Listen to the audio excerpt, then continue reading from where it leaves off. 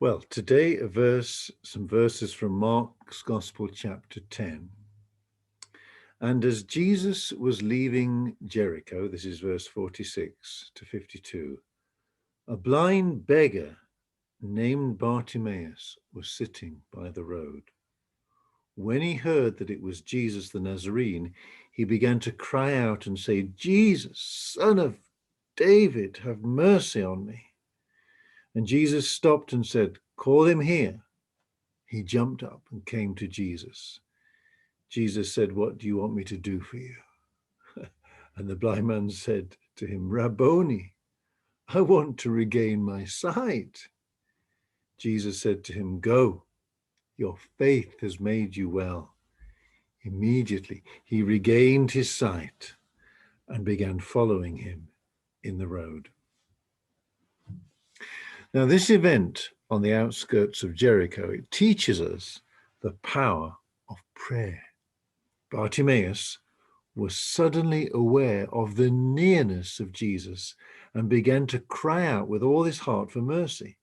His cries intensified with the discouraging words of the crowd, and at last Jesus stood still. It was in itself remarkable that Jesus paused and waited for this man to come to him. God is touched by the cries of the needy, and he hears their grief of heart. Everything was suddenly frozen in time as God waited to hear the prayer of this broken man. The question that Jesus asked him seems initially to be superfluous because the man's need was obvious. But here is the point of the event. God waits and wants to be asked, and has even ordained that he must be invited to help. God has sovereignly ordained that human beings have freedom of will, and God will not violate his own ruling.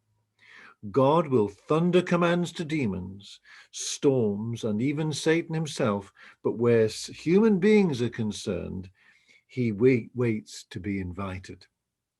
Jesus waited for this man to spread his need before him, and he waits for us to do the same. It may seem superfluous, but he requires it. Prayer is opening the door to God. And when Holman Hunt painted Jesus as the light of the world, standing knocking at the door of the human heart, Holman Hunt painted no handle on the outside of the door. It has to be opened from the inside. God's grace is persistent and powerful, and without it, we would never even know that God was seeking us. But God, in his sovereign grace, waits to be asked. Amen. God bless you.